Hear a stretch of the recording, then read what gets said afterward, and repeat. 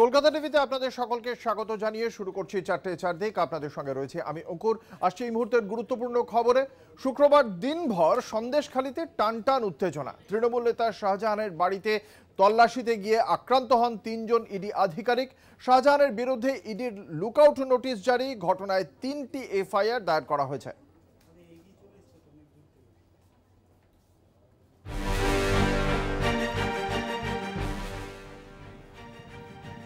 শুক্রবার রেশন দুর্নীতি মামলার তদন্তে সন্দেশখালী পৌঁছন ইডি আধিকারিকরা। সন্দেশখালী তৃণমূল নেতা শাহজাহানের বাড়িতে তল্লাশি চালাতে যান তারা। অনেকক্ষণ ডাকাডাকির পর সাড়া না মেলায় বাড়ির দরজা ভাঙতে শুরু করে ইডি। তারপরে স্থানীয়দের রোষের মুখে পড়তে হয় কেন্দ্রীয় গোয়েন্দাদের। তবে যে শাহজাহানের খোঁজে গিয়ে নজিরবিহীন পরিস্থিতির শিকার হন অফিসাররা, সেই শাহজাহানের খোঁজ পাওয়া যায়নি। ইতিমধ্যেই শাহজাহানের বিরুদ্ধে ইডির লুকআউট নোটিশ জারি। পদক্ষেপের প্রস্তুতি শুরু সিজিও কমপ্লেক্সে। সন্দেশখালী কাণ্ডে মোট 3টি মামলা রুজু করা হয়েছে। সন্দেশখালী কাণ্ডে 3 মামলা। প্রথম অভিযোগ শাহজাহানের পরিবারের। ইডির বিরুদ্ধে বিনা ওয়ারেন্ট ও নোটিশে বাড়িতে ঢুকে হেনস্থার অভিযোগ। দ্বিতীয় অভিযোগ বসিরহাট পুলিশের। বসিরহাট পুলিশ জেলার তরফে একটি সুমোটো মামলা রুজু করে শুরু হয়েছে তদন্ত। তৃতীয় মামলা ইডি আধিকারিকদের। ন্যাজার থানায় শেখ শাহজাহান ও তার অনুগামীদের বিরুদ্ধে অভিযোগ ইডির। ডিজি ও বসিরহাটের এসপিকে মেল ইডি আধিকারিকদের। সন্দেশখালী কাণ্ডে এখনো পর্যন্ত আটক 5। নাজার দানাতে এবং আমার অফিসে এসপি অফিসে পাঠিয়েছেন। তো ওরা বেসিক্যালি ওখানে ইডি অফিসারের বিরুদ্ধে ম্যান হ্যান্ডলিং হয়েছে, এগুলো ওদের কিছু মালপত্র নিয়ে গেছে, ও টাইপের অভিযোগগুলো আছে। শাহজাহান অ্যান্ড অ্যাসোসিয়েট নাম করে লেখা আছে। এর ছাড়া আমরা 2টো কমপ্লেন্ট পেয়েছে। হ্যাঁ, প্রথম কমপ্লেন্ট যা আমরা পেয়েছেন ওটা শাহজাহানের বাড়ির লোকেদের কমপ্লেন্ট আছে একটা। গোটা ঘটনায় শুরু হয়েছে রাজনৈতিক চর্চা। তৃণমূল মুখপাত্র কুণাল ঘোষের দাবি, শাহজাহানকে 48 ঘন্টার মধ্যে ইডির হাতে তুলে দিতে হবে বলে রাজ্যকে জানিয়েছে কেন্দ্রীয় সংস্থা। শাহজাহানকে 48 ঘন্টার মধ্যে আমাদের হাতে দিতে হবে, এরকম নাকি ইডি কমিউনিকেট করেছে রাজ্য প্রশাসনকে। আমরা তো এই কথাটা গোড়ার থেকে বলে এসেছি যে রাজ্য প্রশাসনকে লুপে না নিয়ে বিভিন্ন এলাকায় সরাসরি ঢুকে যাওয়া একটা অস্বাভাবিক দৃশ্যপট। এলাকার কোনো পরিচিত বা জনপ্রিয় কোনো মুখের বাড়িতে দরজা ভাঙো, বাঁশ দিয়ে তালা পেটাও, এইতে একটা উত্তেজনা তৈরি হয়। সেখানে তাৎক্ষণিক প্রতিক্রিয়া হয়ে যেতে পারে। ফলে যথাযথভাবে আপনারা চলে যাচ্ছেন, গন্ডগোল শুরু হয়ে যাচ্ছে, তখন একটা রুটিন মেল পাঠাচ্ছেন, এটা কেন হবে? যদিও ইডি সূত্রে খবর, রাজ্য প্রশাসনের সঙ্গে এমন কোনো কথা হয়নি।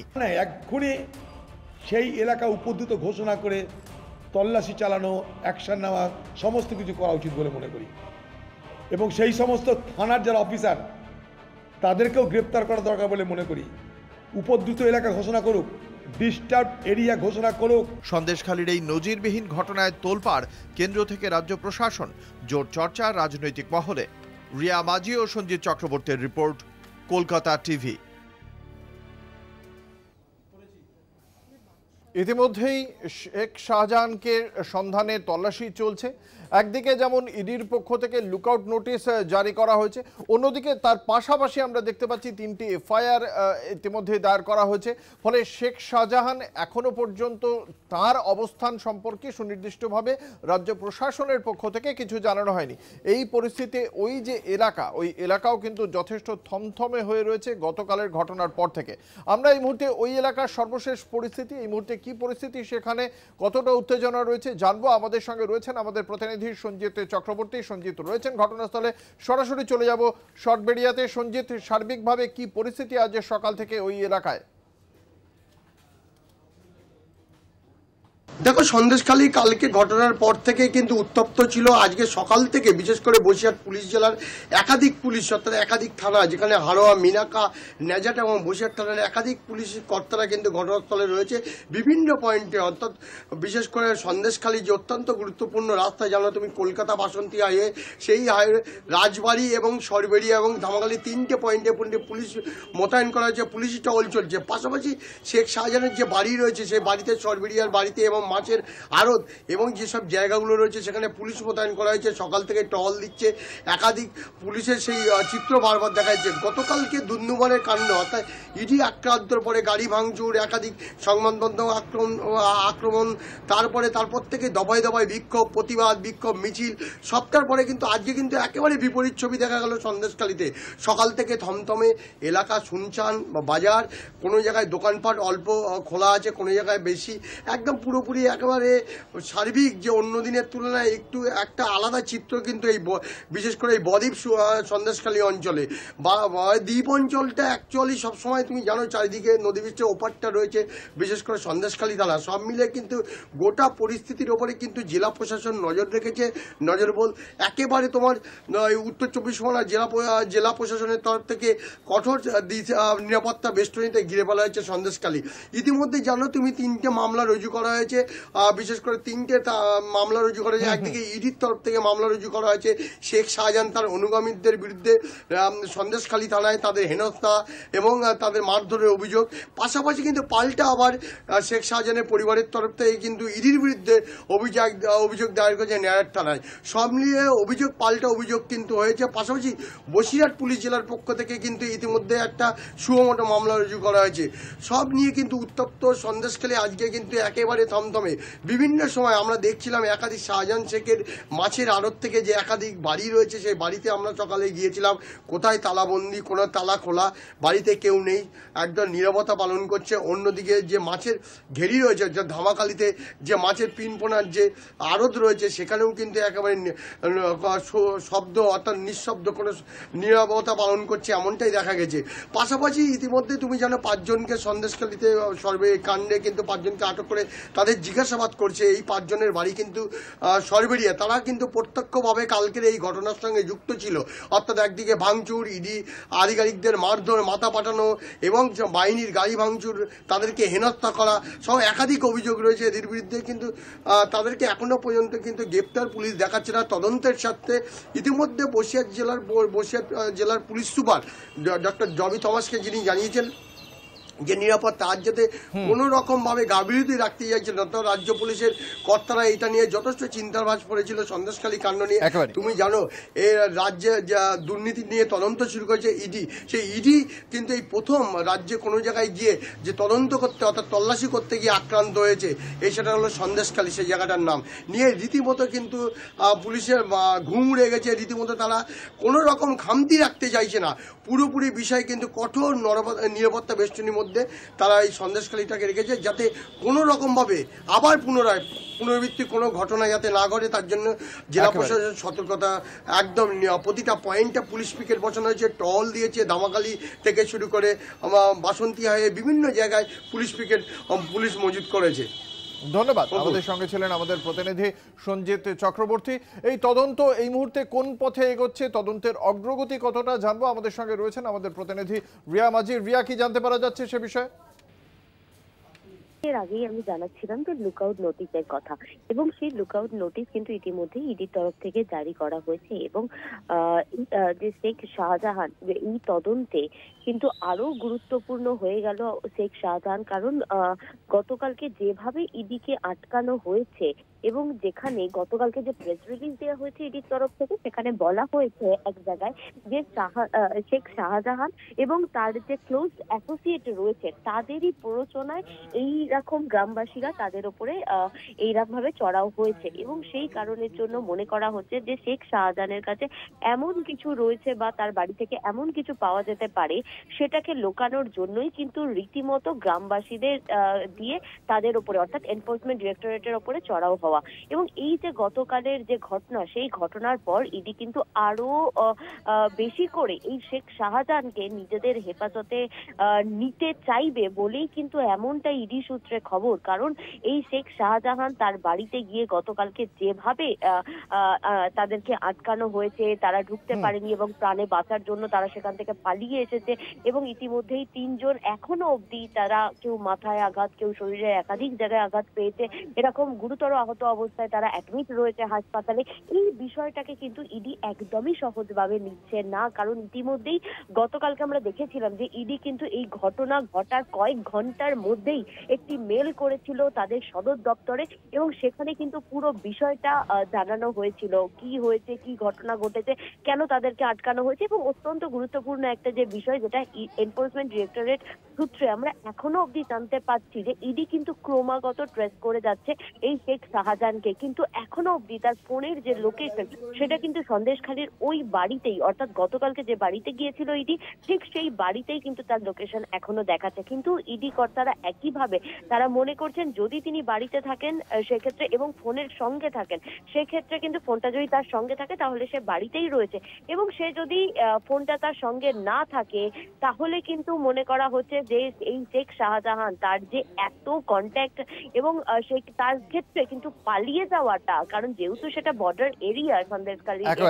সেই কারণে কিন্তু তার পালিয়ে যাওয়াটাও কিন্তু সে পালিয়েও যেতে পারে, এবং সেই কারণের জন্য ইডির তরফ থেকে গোপনে নজরদারি চালানো হচ্ছে সেই সন্দেশখালী এলাকাতে, এটাও কিন্তু আমরা সূত্র মারফত জানতে পারছি, এবং রীতিগত তৎপর রয়েছে ইডি এই শেখ শাহজাহানকে ধরার জন্য, এটাও কিন্তু সূত্র মারফত আমাদের কাছে এই বিষয়টা আমরা জানতে পেরেছি। ধন্যবাদ। আমাদের সঙ্গে ছিলেন আমাদের প্রতিনিধি রিয়া মাঝি।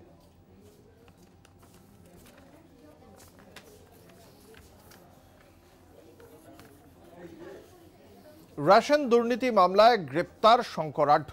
শঙ্কর তৃণমূল কংগ্রেস নেতা জ্যোতিপ্রিয় মল্লিকের ঘনিষ্ঠ বলে পরিচিত। শুক্রবার গভীর রাতে ইডি তাকে গ্রেপ্তার করে। শঙ্কর আঢ্যের গ্রেপ্তারির পর বিক্ষোভের মুখে পড়তে হয় ইডি আধিকারিকদের। রাতে সিজিও কমপ্লেক্সে নিয়ে যাওয়া হয় শঙ্কর আঢ্যকে। চক্রান্তের শিকার হয়েছেন তিনি, দাবি করেছেন বনগাঁ পুরসভার প্রাক্তন চেয়ারম্যান। সন্দেশখালীর পর বনগাঁ, শঙ্কর আঢ্যের গ্রেপ্তারিতে বিক্ষোভ, ভিড় থেকে উড়ে আসছে ইট। মহিলাদের বিক্ষোভের মুখে আধিকারিকরা। রেশন দুর্নীতি মামলায় শঙ্কর আঢ্য গ্রেপ্তার হতেই ফের বিক্ষোভের মুখে ইডি আধিকারিকরা। ম্যারাথন তল্লাশি জিজ্ঞাসাবাদের পর শুক্রবার মাঝরাতে ইডি গ্রেপ্তার করে জ্যোতিপ্রিয় মল্লিক ঘনিষ্ঠ শঙ্করকে। বনগাঁর প্রাক্তন চেয়ারম্যান শঙ্কর আঢ্যকে বাড়ি থেকে বের করে নিয়ে যাওয়ার সময়ে স্থানীয় মহিলাদের বাধার মুখে পড়ে ইডি। বিক্ষোভ জমায়েত থেকে ছুটে আসে ইট।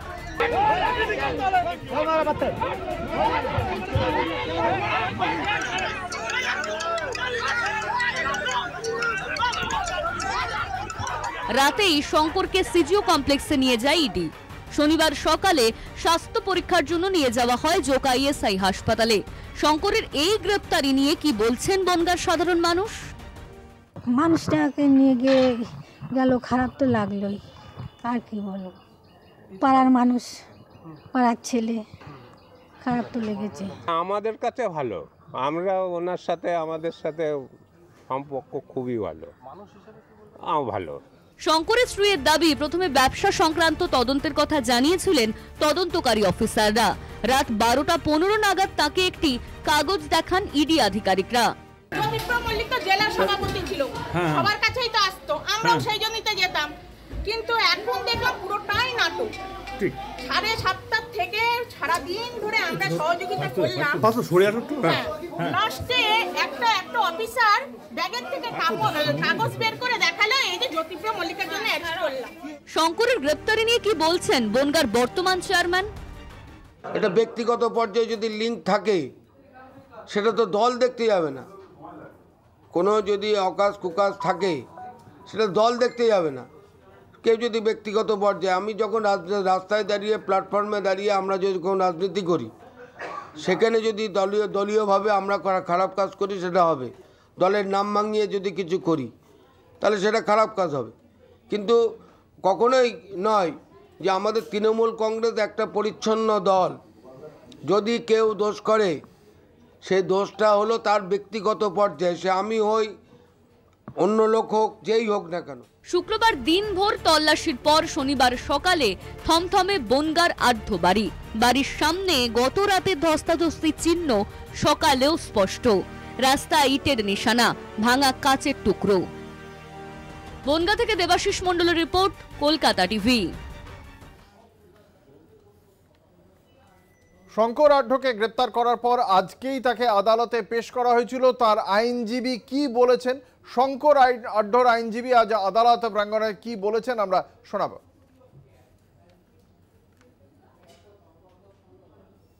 এই পাওয়ারটা 19-এর যে পাওয়ার, এই অ্যারেস্টের যে পাওয়ার, ডেফিনেটলি লেজিসলেচার অনেকগুলো থাম্ব রুল পিলারের উপরে বেস করে দিয়েছেন।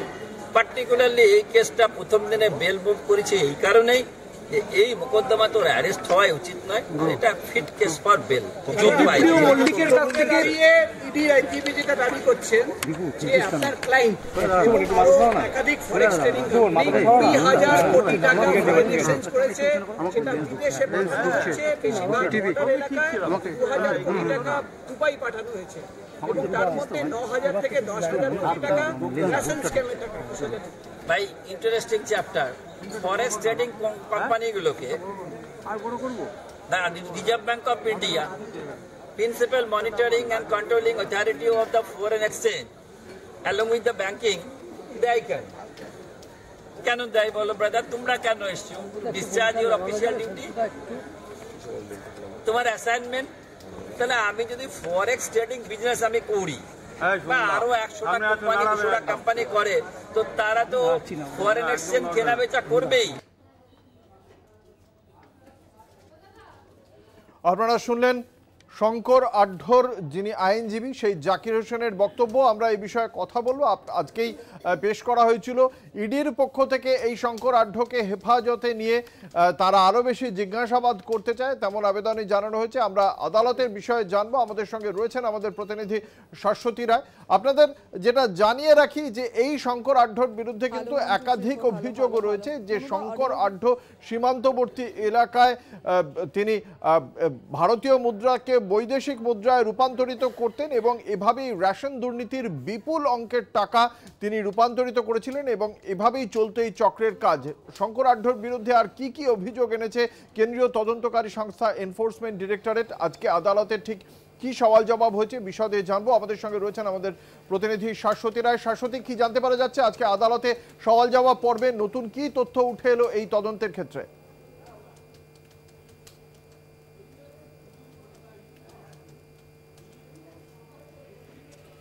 দেখো, প্রায় 17 ঘন্টা জিজ্ঞাসাবাদের পর শঙ্কর আঢ্যকে কিন্তু গ্রেফতার করা হয় গতকাল রাতে এবং আজকে সকালে জোকাতে তার প্রথমে স্বাস্থ্য পরীক্ষা হয় এবং তারপর তাকে নগরদারা আদালতে পেশ করা হয় এবং আইনজীবীদের যে সওয়াল জবাব হয় তার মারফত বেশ কিছু তথ্য উঠে আসে। সেখানে ইডি আইনজীবীরা যেমনটা দাবি করছেন, এই রেশন বন্টন দুর্নীতির যে কালো টাকা সেটাকে সাদা করার অন্যতম মাধ্যম ছিল এই শঙ্কর আঢ্য, যার প্রায় কাছাকাছি ফরেন মানি এক্সচেঞ্জের যে কোম্পানি সেই কোম্পানি রয়েছে এবং যার মাধ্যমে প্রায় 20,000 কোটি টাকা লন্ডারিং করা হয়েছে এবং সেই লন্ডারিং টাকার মধ্যে শঙ্কর আঢ্যর যে কোম্পানিগুলো রয়েছে সেগুলোকে ব্যবহার করে দুবাই এবং বাংলাদেশে একাধিক জায়গায় টাকা পাচার করা হয়েছে। তার মধ্যে মনে করা হচ্ছে প্রায় 9 থেকে 10,000 কোটি টাকা, যেটা জ্যোতিপ্রিয় মল্লিকের কালো টাকাকে সাদা করার প্রক্রিয়া অংশগ্রহণ করেছেন শঙ্কর আঢ্য এবং জ্যোতিপ্রিয় মল্লিকের সঙ্গে তার সুসম্পর্ক ছিল বলেই দাবি করেছেন ইডির আইনজীবী।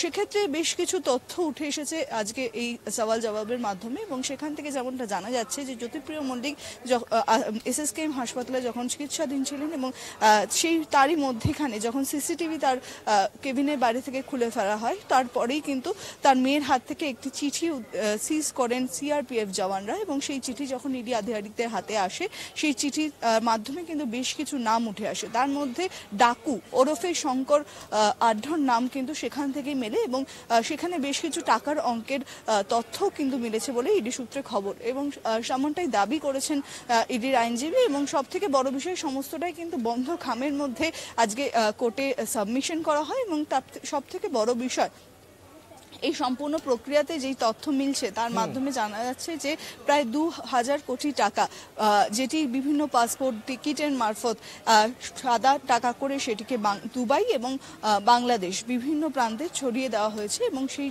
একটি র্যাকেটের মাধ্যমে কিন্তু বর্ডার এরিয়ায় এই যে 90টি ফরেন এক্সচেঞ্জ কোম্পানি রয়েছে সেই 90টি এক্সচেঞ্জ কোম্পানির মাধ্যমে এই একটি র্যাকেট গঠন করে শঙ্কর আঢ্য দীর্ঘদিন ধরে এই কালো টাকাকে সাদা করার প্রক্রিয়া চালাতেন। তবে তার আইনজীবীর তরফ থেকে যেমনটা জানানো হয়েছে, যদি কোনোভাবেই কালো টাকাকে সাদা করার যে প্রক্রিয়া বলে দাবি করছেন ইডি আধিকারিকরা, সেরকম কোনো ঘটনা ঘটলে আরবিআই এর তরফ থেকেও কিন্তু একটি ব্যবস্থা নেওয়া হতো। কিন্তু তাদের যাবতীয় যে ডকুমেন্টস রয়েছে আরবিআই এর, তাদের যে রিটার্ন রয়েছে, তাদের আয়করের যে রিটার্ন রয়েছে, সেই সমস্ত তথ্য কিন্তু খতিয়ে দেখেনি বলে শঙ্কর আঢ্যর যিনি আইনজীবী রয়েছেন জাকির হোসেন তিনি দাবি করেছেন। এবং তিনি শাশ্বতী তুমি আমাদের সঙ্গে থাকো, শাশ্বতী তুমি আমাদের সঙ্গে থাকো। আমরা আত্মপক্ষ সমর্থনে শঙ্কর আঢ্যর আইনজীবীর পক্ষ থেকে আদালতের সামনে ঠিক কি কি যুক্তি এবং তথ্য পেশ করা হয়েছে সেই খবরেই ফিরে আসবো। এই মুহূর্তে একটা ছোট্ট বিজ্ঞাপনী বিরতির পর ফিরে আসছি, সঙ্গে থাকুন। বিরতির পর ফিরে এলাম, আপনারা দেখছেন 4টে চারদিক, আপনাদের সঙ্গে রয়েছি আমি অঙ্কুর। যে বিষয় নিয়ে চর্চা চলছিল তা শঙ্কর আঢ্য, আজ গতকাল তাকে গ্রেপ্তার করা হয়, আজকে তাকে আদালতে পেশ করা হয়েছে এবং তার বিরুদ্ধে একের পর এক অভিযোগ দায়ের করা হয়েছে ইডির পক্ষ থেকে। এবং ইডির পক্ষ থেকে সেই সমস্ত অভিযোগের প্রেক্ষিতে শঙ্কর আঢ্যর আইনজীবী তিনি আদালতে আজ আত্মপক্ষ সমর্থনে কি যুক্তি পেশ করেছেন জানবো। আমাদের সঙ্গে রয়েছেন আমাদের প্রতিনিধি শাশ্বতী রায়। শাশ্বতী, ঠিক কি কি যুক্তি পেশ করা হলো শঙ্কর আঢ্যর পক্ষ থেকে?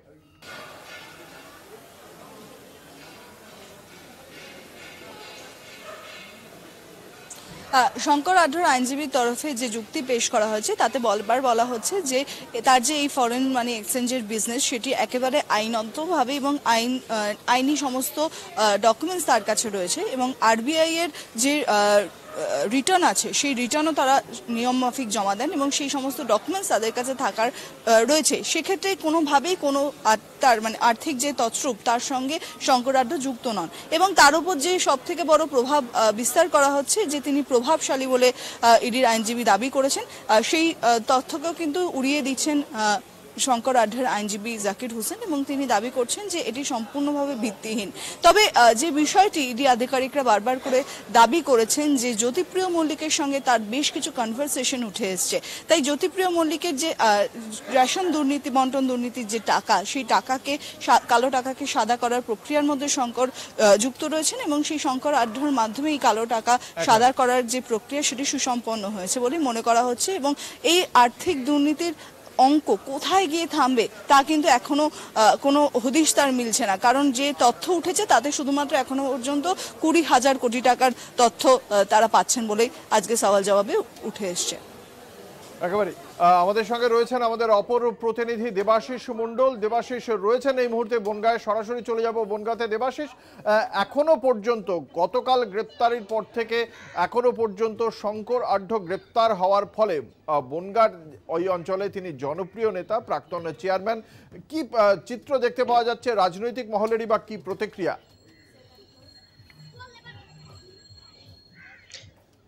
দেখো, গতকাল রাতের বেলা যেভাবে ইডি যখন শঙ্কর আঢ্য 12:30 নাগাদ যখন তাকে গ্রেপ্তার করে গাড়িতে তুলে নেওয়ার চেষ্টা করে, তখন কিন্তু এলাকার লোকজন কিন্তু বিক্ষোভ দেখায় এবং ইট পাটকেল ছোড়ে এবং তারপরে কিন্তু কোনোভাবে ইডি তার লোকজন এবং পুলিশের সহযোগিতা নিয়ে কিন্তু শঙ্কর আঢ্যকে গাড়িতে তুলে কলকাতার উদ্দেশ্যে রওনা দেয়। কিন্তু গতকালের যে সন্দেশখালীর ঘটনার পরে বনগাঁয় কিন্তু যথেষ্ট আমরা দেখেছি এটা অন্যরকম চিত্র। আজকে সকাল থেকে কিন্তু শুনশান, কোনো এলাকায় যে শঙ্কর আঢ্যর বাড়ির সামনে যে রাস্তা রয়েছে, যে রাস্তায় সবসময় লোক সমাগম থাকতো সবসময়, সেই রাস্তা কিন্তু সকাল থেকে মানে জনশূন্য বলা যেতে পারে এবং সাধারণ মানুষ কিন্তু কেউ মুখ খুলছেন না। তো এই যে শঙ্কর আঢ্য কিন্তু এলাকায় কিন্তু প্রভাবশালী ছিল বলা যেতে পারে, কারণ শঙ্কর আঢ্যর উত্থান কিন্তু 2000 সাল নাগাদ, সেই ভূপেন শেঠের হাত ধরে রাজনীতিতে নামা। তারপরে কিন্তু শঙ্কর আঢ্য একের পর এক চেয়ারম্যান দুবার হয়েছেন, কাউন্সিলর ছিলেন, তার বউ তার মিসেস চেয়ারম্যান এবং তার মেয়েও কাউন্সিলর, এবং একাধিক সম্পত্তি, একাধিক ফ্ল্যাট, একাধিক মল এবং একাধিক কিন্তু তার ব্যবসায়ী প্রতিষ্ঠান রয়েছে বনগাঁ শহর সহ, তার পেট্টাপোল সীমান্ত, বাগদা সহ বিভিন্ন এলাকায় এবং কলকাতা সহ দীঘায় বেশ কয়েকটি হোটেলও রয়েছে, এইটুকু আমরা জানতে পেরেছি। শঙ্কর আঢ্য যেমন একদিকে যেমন শঙ্কর আঢ্য প্রভাবশালী নেতা, পাশাপাশি কিন্তু শঙ্কর আঢ্য যখন চেয়ারম্যান ছিলেন তখন কিন্তু তার প্রভাব খাটিয়ে সে কিন্তু রাজনৈতিক নেতাদের সঙ্গে যেমন সম্পর্ক ছিল, তেমনি তার লোকালেও তার সম্পর্ক ছিল। মানে এক কথায় বলা যেতে পারে শঙ্কর আঢ্য বাঘে গরুতে এক গাঁটে জল খাওয়ানো লোক। সে কিন্তু দেখা যাক শেষ তাকে পর্যন্ত তার কি ভয়ে পরিণতি হয়। ধন্যবাদ দেবাশিস, ধন্যবাদ শাশ্বতী। আমাদের সঙ্গে ছিলেন দুটি এলাকা থেকে আমাদের দুই প্রতিনিধি। বনগাঁর সার্বিক পরিস্থিতি গতকালই আমরা দেখেছিলাম যথেষ্ট উত্তপ্ত হয়েছিল, আগামী দিনে কি পরিবর্তন হয় সেদিকে আমাদের নজর থাকবে। অন্যদিকে আজকে কিন্তু দুপক্ষের সওয়াল জবাব শোনার পর শঙ্কর আঢ্যর বিষয়ে যে রায়দান তার স্থগিত রেখেছে আদালত। নিয়ে নেব একটা ছোট্ট বিরতির পর ফিরে আসছি, সঙ্গে থাকুন।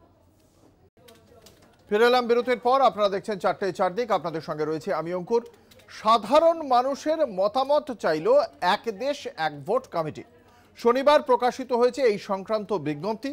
মাত্র 8-9 দিন সময় দিয়ে 15ই জানুয়ারির মধ্যে মতামত জানাতে বলা হয়েছে। আইনি ও সাংবিধানিক কি কি পরিবর্তন করা দরকার সে ব্যাপারে মতামত চাওয়া হয়েছে। এর আগে 6টি জাতীয় দল এবং 33টি আঞ্চলিক দলসহ অনেকগুলি রাজনৈতিক দলের কাছে মতামত জানতে চাওয়া হয়। চলতি বছরের সেপ্টেম্বরে কেন্দ্রীয় সরকার এক দেশ এক ভোট কমিটি গড়ে। কমিটির প্রধান হলেন প্রাক্তন রাষ্ট্রপতি রামনাথ কোবিন্দ।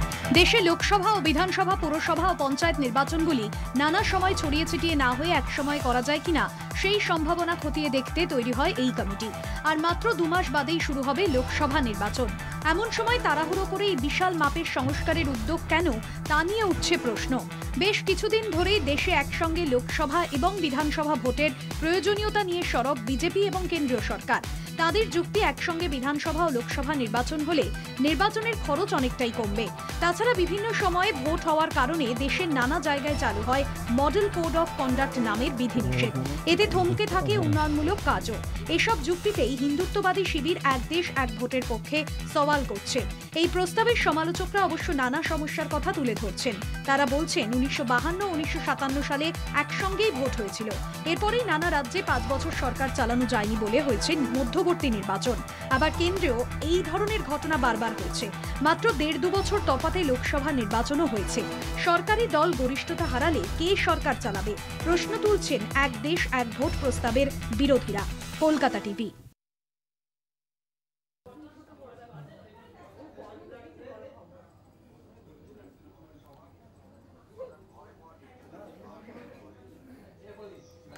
এক দেশ এক ভোট, ঠিক কি কারণে কেন্দ্রীয় সরকার এই এত বড় গুরুত্বপূর্ণ একটা সিদ্ধান্তের দিকে অগ্রসর হচ্ছে সে বিষয়ে কথা বলবো। আমাদের সঙ্গে রয়েছেন আমাদের পলিটিক্যাল এডিটর আশিস চট্টোপাধ্যায়। আশিস দা, এই এক দেশ এক ভোটের ক্ষেত্রে একটা অর্থনৈতিক প্রয়োজন রয়েছে বলা হচ্ছে, কিন্তু এই প্রয়োজনের আর উদ্দেশ্য কোনটা বড় মনে হচ্ছে, কি কারণে? দেখুন, কিছু টাকা পয়সা বাঁচবে এটা ঠিকই, কেননা লোকসভা ভোট, বিধানসভা ভোট, এমনকি পুর এবং পঞ্চায়েত ভোটও যদি একই সময়ে করা যায় তাহলে এই যে লোকজন নিয়ে যাওয়া, তারপরে বুথ তৈরি করা, অমুক তমুক, এই যে খরচগুলো আছে সেই খরচগুলো কিছুটা বাঁচবে, এটা ঠিকই। কিন্তু বাস্তবত এটা সম্ভব কি না সেটা নিয়ে কিন্তু গুরুতর প্রশ্ন উঠে যাচ্ছে। যেমন ধরুন, আমাদের রাজ্যেই হয়েছে 60-এর দশকের শেষ দিকে এবং 70-এর দশকের গোড়ার দিকে যারা গরিষ্ঠ দল হয়ে সরকার গড়ল তারা যদি 1-1.5 বছর বাদে গরিষ্ঠতা ধরে রাখতে না পারে, তারা যদি সংখ্যালঘিষ্ঠ বা অর্ধেকের কম হয়ে যায় এবং অন্য কোনো দলও বা জোটও যদি গরিষ্ঠতা দেখাতে না পারে, তাহলে কি হবে? সাধারণভাবে এসব ক্ষেত্রে রাজ্যপালের শাসন বা রাষ্ট্রপতির শাসন হয় এবং রাষ্ট্রপতির শাসনের কিছুদিন চলার পরে যদি কেউ সরকার করতে না পারে তখন মধ্যবর্তী নির্বাচন হয়। এই জিনিস যেমন রাজ্যে রাজ্যে অসংখ্যবার হয়েছে, তেমনি কেন্দ্রেও হয়েছে। কেন্দ্রে 1977 সালে যখন জনতা পার্টির সরকার এসেছিল, সেই সরকার 1979 সালের জুলাই মাসে পড়ে যায়। তারপরে 80 সালে মানে মাত্র 2.5-3 বছরের মধ্যে আবার লোকসভা নির্বাচন হয়। এমনকি দেখা গেছে যে 1984 সালে যখন লোকসভা নির্বাচন হলো ইন্দিরা গান্ধী মারা যাবার পরে, তখন ইন্দিরা গান্ধী হত্যাজনিত কারণে লোকসভা ভোট এগিয়ে এসেছিল একটা অদ্ভুত পরিস্থিতিতে। আবার যখন 1989 সালে কংগ্রেস থেকে ভেঙে এসে বিশ্বনাথ প্রতাপ সিং জনতা দল তৈরি করলেন, সেই ভোটে জনতা দল বিজেপি সরকার হয়েছিল, বাইরে থেকে বামপন্থীরা সমর্থন জানিয়েছিল। যখন আদবানি রামরথ যাত্রা করলেন এবং অযোধ্যায় উত্তেজনা প্রবল হয়ে উঠল, তখন ভিপি সিং ধর্মনিরপেক্ষতার পক্ষে দাঁড়ানোর ফলে বিজেপি সমর্থন উইথড্র করে নেয়। তার ফলে 1991 সালে মাত্র 2 বছরের মধ্যে আবার নির্বাচন করতে হয়েছিল। কেন্দ্রে যদি সরকারের গরিষ্ঠতা না থাকে, কেউ সরকার করতে না পারে, তাহলে কে সরকার চালাবে, কিভাবে হবে? সুতরাং এটা অনেক গভীর প্রশ্ন, সংবিধান, গণতান্ত্রিক রীতি নীতি, নৈতিকতার প্রশ্ন, সেই সব প্রশ্ন কিন্তু উঠে আসছে। তবে বিজেপি এবং হিন্দুত্ববাদী শিবির মনে করে যে কোনো একজন সুপারম্যানের মতো নেতাকে সামনে রেখে যদি করা যায় সারা দেশে একই সাথে বিধানসভা এবং লোকসভার ভোট, তাহলে রাজ্যে রাজ্যে বা পুরসভায় পুরসভায়, পঞ্চায়েতে পঞ্চায়েতে স্থানীয় যে ইস্যুগুলো সেগুলো পেছনে পড়ে যেতে পারে। নরেন্দ্র মোদীর মতো কারো সুপার হিরো সামনে এসে দাঁড়াতে পারে এবং সেক্ষেত্রে সব ভোটগুলোতে বিজেপির তথা হিন্দুত্ববাদী শিবিরের সুবিধা হতে পারে। সেই জন্যই এত তাড়াহুড়ো করে। আরও একটা পয়েন্ট আছে, 15ই জানুয়ারির মধ্যে সব মত দিতে হবে, 10টা দিন সময়। কেন হঠাৎ 15 জানুয়ারি? আমরা জানি না কিছু, কিন্তু এই মাসের শেষ দিনে সংসদ বসতে চলেছে, অল্প কদিনের জন্য বসার কথা, শুধুমাত্র অন্তর্বর্তী বাজেট সেখানে পেশ হওয়ার কথা। তাহলে কি এবারে সংসদেই কিছু আসছে? এত তাড়াহুড়ো কেন? এই সব প্রশ্ন কিন্তু উঠে আসছে। একেবারে ধন্যবাদ। আমরা কথা বলছিলাম, আমাদের সঙ্গে ছিলেন আমাদের পলিটিক্যাল এডিটর আশিস চট্টোপাধ্যায়। দুয়ারে কড়া নাড়ছে 24-এর লোকসভা নির্বাচন। কোমর বেঁধে লড়াইয়ের প্রস্তুতিতে নেমে পড়েছে সব রাজনৈতিক দলগুলি। আসরে পিছিয়ে নেই সিপিএমও। রবিবার সিপিএমের যুব সংগঠন ডিওয়াইএফআই এর ডাকে ব্রিগেড চলো। তরুণ প্রজন্মকে সামনে রেখেই এবারের ব্রিগেডের সমাবেশ। ডিওয়াইএফআই এর দীর্ঘ ইনসাফ যাত্রা শেষে ব্রিগেডের এই সমাবেশ।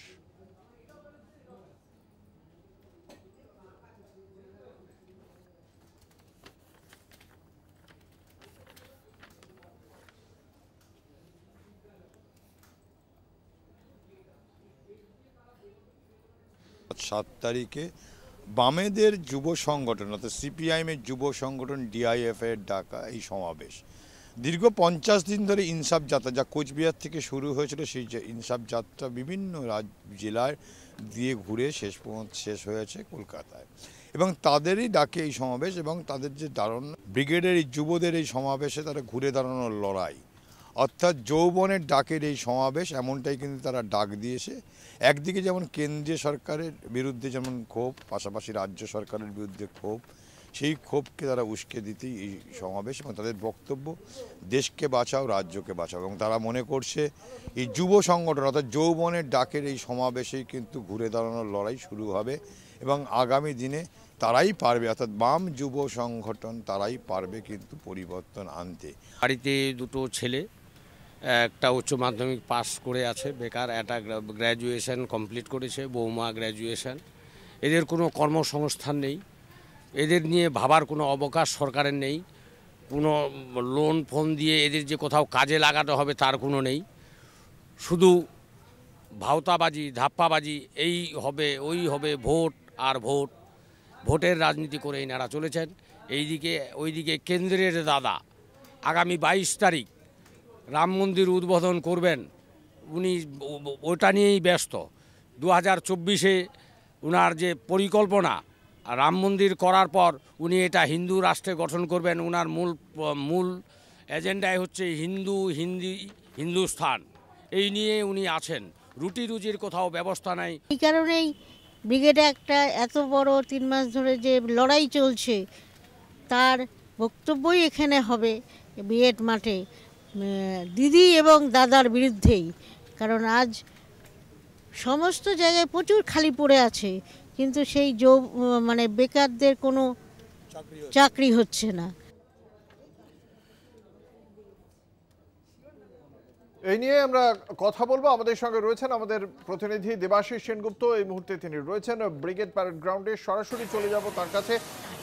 দেবাশিস, যেটা আমরা জানি যে দীর্ঘ 16 বছর পর 2008-এর পর 2024 16 বছর পর সিপিএম এর যুব সংগঠনের ডাকে এবারের এই ব্রিগেড, এবং তার জন্য প্রস্তুতি অবশ্যই চূড়ান্ত পর্যায়ে, কিন্তু এবার ব্রিগেডে সচরাচর যেখানে মঞ্চ হয় সেই জায়গাটাও পায়নি। সেনাও বেশ কিছুদিন পরে এই মাঠে মঞ্চ গড়ার অনুমোদন দিয়েছে। ফলে সেক্ষেত্রে এই প্রস্তুতি এই মুহূর্তে কোন জায়গায় রয়েছে, কি বলছেন যুব সংগঠনের উদ্যোক্তারা?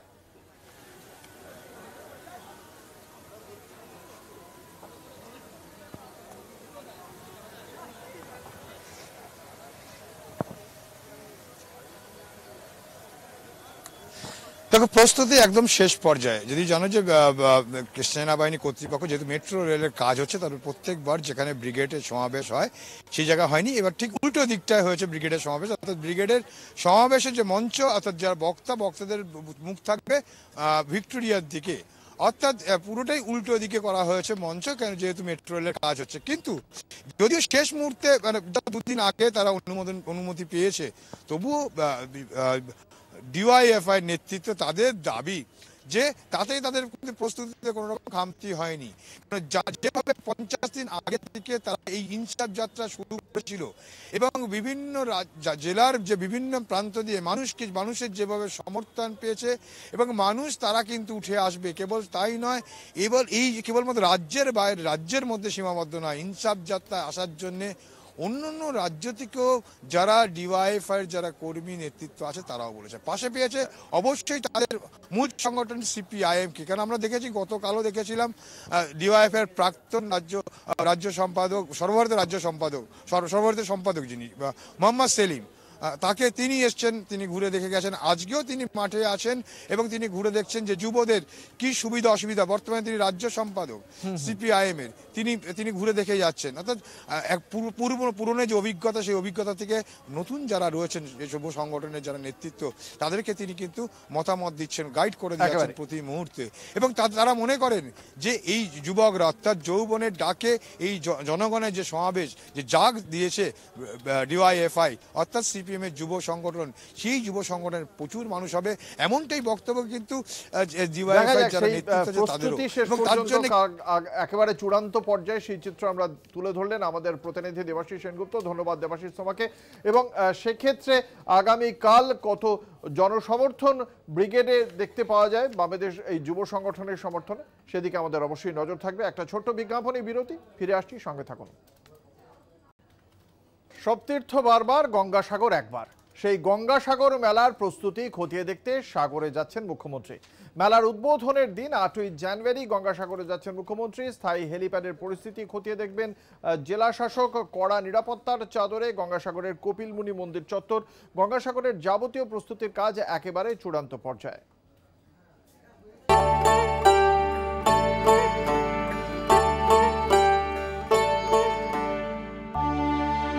8ই জানুয়ারি গঙ্গাসাগর মেলার উদ্বোধন। মেলা চলবে 17ই জানুয়ারি পর্যন্ত। গঙ্গাসাগর দেশের সবচেয়ে বড় মেলা। সম্প্রতি নবান্নে বলেছিলেন মুখ্যমন্ত্রী মমতা বন্দ্যোপাধ্যায়, পুণ্যার্থীদের যাতে কোনো অসুবিধে না হয় তা নিশ্চিত করতে সব রকম উদ্যোগ নিয়েছে রাজ্য সরকার। মেলা উপলক্ষে শুধু বাংলা নয়, দেশের বিভিন্ন প্রান্ত থেকে সন্ন্যাসী ও সাধারণ মানুষ ভিড় জমান কপিলমুনির মন্দির প্রাঙ্গণে। প্রত্যেক বছরই মেলার প্রস্তুতি ও নিরাপত্তাজনিত ব্যবস্থা খতিয়ে দেখেন মুখ্যমন্ত্রী। এবছরও তার ব্যতিক্রম হয়নি। তবে এবার উদ্বোধনের দিন গঙ্গাসাগরে যাচ্ছেন মুখ্যমন্ত্রী মমতা বন্দ্যোপাধ্যায়। মুখ্যমন্ত্রীর এই সফরকে ঘিরে ইতিমধ্যেই জেলা প্রশাসনের তরফে একাধিক প্রশাসনিক বৈঠক করা হয়েছে। স্থায়ী হেলিপ্যাডের পরিস্থিতি খতিয়ে দেখেছেন জেলা শাসক। মকর সংক্রান্তির ভিড় সামলাতে একাধিক মন্ত্রীকে গুরুত্বপূর্ণ দায়িত্ব দেওয়া হয়েছে। কড়া প্রশাসনিক নিরাপত্তার চাদরে গঙ্গাসাগরের কপিলমুনি মন্দির চত্বর। গঙ্গাসাগরের যাবতীয় প্রস্তুতির কাজ একেবারে চূড়ান্ত পর্যায়ে। প্রতিদিন 15 থেকে 16টি অতিরিক্ত বাস চলবে। মোট 2250টি সরকারি বাস যাতায়াত করবে। চলবে অতিরিক্ত 66টি ট্রেন। থাকছে অতিরিক্ত লঞ্চের ব্যবস্থা। 22টি জেটিকে মজবুত করা হচ্ছে। শুধু যাতায়াতের ব্যবস্থা নয়, মেলার নিরাপত্তার জন্য অতিরিক্ত সিসিটিভির ব্যবস্থা থাকছে। 1150টি সিসিটিভি থাকবে মেলা প্রাঙ্গণে। থাকছে জিপিএস ও স্যাটেলাইট ট্র্যাকিং এর ব্যবস্থা।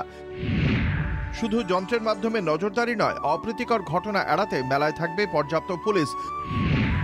2400 জন সিভিল ডিফেন্সের কর্মী, প্রচুর সিভিক ভলান্টিয়ারও। সূত্রের খবর, গঙ্গাসাগরে কপিলমুনি মন্দিরে পুজো দেবেন মুখ্যমন্ত্রী মমতা বন্দ্যোপাধ্যায়, কথা বলবেন মন্দিরের মহন্তদের সঙ্গে।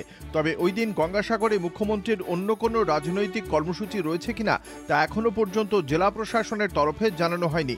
এছাড়া প্রশাসন সূত্রে খবর, 9 জানুয়ারি জয়নগরে একটি সরকারি কর্মসূচিতে উপস্থিত থাকবেন মুখ্যমন্ত্রী মমতা বন্দ্যোপাধ্যায়। গঙ্গাসাগর থেকে কোয়েল মণ্ডলের রিপোর্ট, কলকাতা টিভি। লোকসভা নির্বাচনের আগে খবরের শিরোনামে উঠে এলো ডায়মন্ড হারবার মডেল। রবিবার বিষ্ণুপুর বিধানসভার অন্তর্গত পৈলান যুব সংঘের মাঠে ডায়মন্ড হারবার লোকসভা কেন্দ্রের সাংসদ অভিষেক বন্দ্যোপাধ্যায় শহরের প্রবীণ নাগরিকদের বার্ধক্য ভাতা প্রদান অনুষ্ঠানে উপস্থিত থাকবেন। আর সেই সভাকে কেন্দ্র করে ইতিমধ্যেই তৃণমূল কর্মী সমর্থকদের মধ্যে উন্মাদনা তুঙ্গে। ডায়মন্ড হারবার লোকসভা কেন্দ্রের বিভিন্ন অঞ্চলে বসানো হচ্ছে জায়ান্ট স্ক্রিন, চলছে মঞ্চ প্রস্তুতির কাজ। আমাদের সঙ্গে রয়েছেন আমাদের প্রতিনিধি জয়দীপ হালদার। সম্প্রতি আমরা জানি তৃণমূল কংগ্রেসের নবীন এবং প্রবীণের দ্বন্দ্ব একেবারে সামনে চলে এসেছে এবং সেক্ষেত্রে যে আমরা দেখতে পেয়েছি, সেক্ষেত্রে অভিষেক বন্দ্যোপাধ্যায়ের পক্ষ থেকে কিন্তু খুব স্পষ্টভাবেই তার ঘনিষ্ঠ মহলে বলা হয়েছিল যে তিনি নির্বাচনের ক্ষেত্রে নিজেকে ডায়মন্ড হারবার কেন্দ্রের মধ্যেই সীমাবদ্ধ করে রাখবেন। এক্ষেত্রে অভিষেক বন্দ্যোপাধ্যায় কি ঘোষণা করতে পারেন, কি মনে করছে জেলা রাজনৈতিক মহল, কি বার্তা থাকতে পারে তাদের প্রিয় নেতার কাছ থেকে?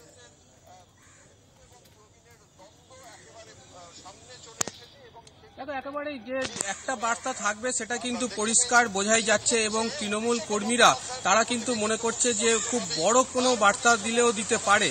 যেটা প্রাথমিকভাবে মনে করা হচ্ছে যে এটা নাম দেওয়া হয়েছে প্রবীণ নাগরিকদের শ্রদ্ধার্ঘ, এটা হবে ডায়মন্ড হারবার লোকসভা কেন্দ্রের বিষ্ণুপুর বিধানসভায় মূলত মূল মঞ্চ তৈরি হচ্ছে এবং তার তোড়জোড়ও কিন্তু শুরু হয়ে গিয়েছে। বিষ্ণুপুর বিধায়ক তথা পশ্চিমবঙ্গ সরকারের পরিবহনের প্রতিমন্ত্রী দিলীপ মণ্ডলের তত্ত্বাবধানে সেই মঞ্চের কাজ চলছে। এখানেই আগামীকাল দুপুর 2টোর সময় আসবেন অভিষেক বন্দ্যোপাধ্যায় এবং তিনি এই কর্মসূচি শুরু করবেন। এবং তাছাড়াও ডায়মন্ড হারবার লোকসভা কেন্দ্রের প্রত্যেকটি অঞ্চলে এবং পৌরসভা এলাকায় প্রত্যেকটি ওয়ার্ডে জায়ান্ট স্ক্রিন লাগানোর কাজ চলছে এবং সেটিও প্রায় যুদ্ধকালীন তৎপরতায় শেষের দিকেই চলছে। তৃণমূল কর্মীরা রীতিমতো উৎসাহ সহকারে এই অভিষেক বন্দ্যোপাধ্যায়ের কর্মসূচিকে সফল করার জন্যই তারা কিন্তু শেষ মুহূর্তের প্রস্তুতির কাজ সারছেন এবং সর্বত্রই কিন্তু সেই রকমই কর্মীরা লেগে রয়েছে। যেটা তারা মনে করছে যে এই প্রবীণ নাগরিকদের শ্রদ্ধার্ঘ দেওয়ার মাধ্যমে বড় কোনো বার্তা দিতে পারে অভিষেক বন্দ্যোপাধ্যায় এবং সেই বার্তা নিয়ে আগামী। আমাদের সঙ্গে ছিলেন আমাদের প্রতিনিধি জয়দীপ হালদার। আসছি পরবর্তী খবরে। বাংলাদেশের জাতীয় সংসদের নির্বাচন ঘিরে উত্তাল পরিস্থিতি। আগুন ধরিয়ে দেওয়া হলো যাত্রীবাহী ট্রেনে, মৃত্যু হয়েছে অন্তত 5 জনের। শুক্রবার রাতে ঘটনাটি ঘটে বাংলাদেশের কমলাপুরের স্টেশনের কাছে। শনিবার 48 ঘন্টার বন্ধের ডাক দিয়েছে বিরোধী দল বিএনপি। পরিস্থিতি সামলাতে নামানো হয়েছে সেনা। রবিবার বাংলাদেশের জাতীয় সংসদের নির্বাচন, তার আগে উত্তপ্ত হয়ে উঠল গোটা বাংলাদেশের রাজনৈতিক পরিস্থিতি। এরই মধ্যে শুক্রবার রাতে বনগাঁ সীমান্তের ও পাড়ের ঢাকাগামী বেনাপোল এক্সপ্রেসে আগুন লাগিয়ে দেওয়া হয়। কামালপুরে পৌঁছানোর আগে রাত 9টা নাগাদ ট্রেনটিতে আগুন লাগিয়ে দেওয়া হয় বলে অভিযোগ। যাত্রীবাহী ট্রেনে বিধ্বংসী আগুনে মৃত্যু হয়েছে অন্তত 5 যাত্রী। ট্রেনে আগুন লাগার ঘণ্টাখানেক পর ঘটনাস্থলে পৌঁছয় দমকলের 7টি ইঞ্জিন। প্রায় 1.5 ঘন্টার চেষ্টায় আগুন নিয়ন্ত্রণে আসে। কিভাবে এই আগুন লেগেছিল তা যদিও গভীর রাত পর্যন্ত জানা যায়নি। নির্বাচন বানচাল করতেই ট্রেনে আগুন লাগানো হয় বলে দাবি হাসিনা সরকারের। এইভাবে নির্বাচন বন্ধ করা যাবে বলে হুঁশিয়ারি দেন সেদেশের প্রধানমন্ত্রী শেখ হাসিনা। বাংলাদেশের জাতীয় সংসদের মোট 300টি আসনে নির্বাচন অনুষ্ঠিত হবে। এদিকে নির্বাচনী প্রচারকে কেন্দ্র করে 3 জনের মৃত্যু হওয়ায় শনিবার 48 ঘন্টার বন্ধ ডেকেছে বিরোধী নেত্রী খালেদা জিয়ার দল বিএনপি। জাতীয় নির্বাচনে অংশগ্রহণ না করার ডাক দিয়েছে বিএনপি, জামাতে ইসলামী, বাম জোটের মতো বিরোধী শিবির। ভোট বয়কট করার প্রচারও চালানো হয় দেশ জুড়ে। শনিবার সকাল 6টা থেকে শুরু হয়েছে বিএনপির হরতাল, চলবে 8ই জানুয়ারি সকাল 6টা পর্যন্ত। রবিবারের ভোট গ্রহণ চলাকালীন বিএনপি কর্মী সমর্থকেরা হরতাল সফল করতে পথে নামলে সংঘাত অনিবার্য বলেই আশঙ্কা করা হচ্ছে। ইতিমধ্যেই নির্বাচন অবাধ ও সুষ্ঠুভাবে করার জন্য বুধবার সেনাবাহিনী নামিয়েছে বাংলাদেশের নির্বাচন কমিশন। দেশের মোট 62টি জেলাতেই সেনা মোতায়েন রয়েছে। পাশাপাশি মোতায়েন রয়েছে র্যাপিড অ্যাকশন ব্যাটালিয়ন ও বর্ডার গার্ড বাংলাদেশ বাহিনীর লক্ষাধিক অফিসার এবং জওয়ান। সীমান্তবর্তী ৪৫টি উপজেলায় ১০ই জানুয়ারি পর্যন্ত বিজেপির সঙ্গে যৌথভাবে সেনা আইন শৃঙ্খলা রক্ষার কাজ করবে বলেও বাংলাদেশ প্রতিরক্ষা মন্ত্রকের তরফে জানানো হয়েছে। কিন্তু অশান্তি হলে ভোটদানের হার কমে যেতে পারে বলে শঙ্কা শাসক শিবিরের। কলকাতা টিভি।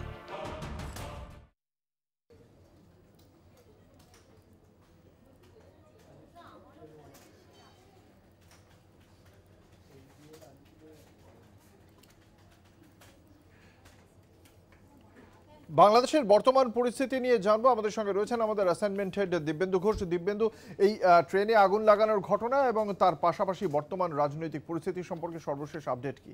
দেখো, যেটা প্রথমেই বলে নেওয়া দরকার যে আগামীকাল অর্থাৎ 7ই জানুয়ারি বাংলাদেশের জাতীয় নির্বাচন। 350টি আসনের ভোট হবে এবং 150 আসনের বেশি যারা ভোট পাবে তারাই কিন্তু যারা 150-এর বেশি আসন পাবে তারা কিন্তু জিতবে।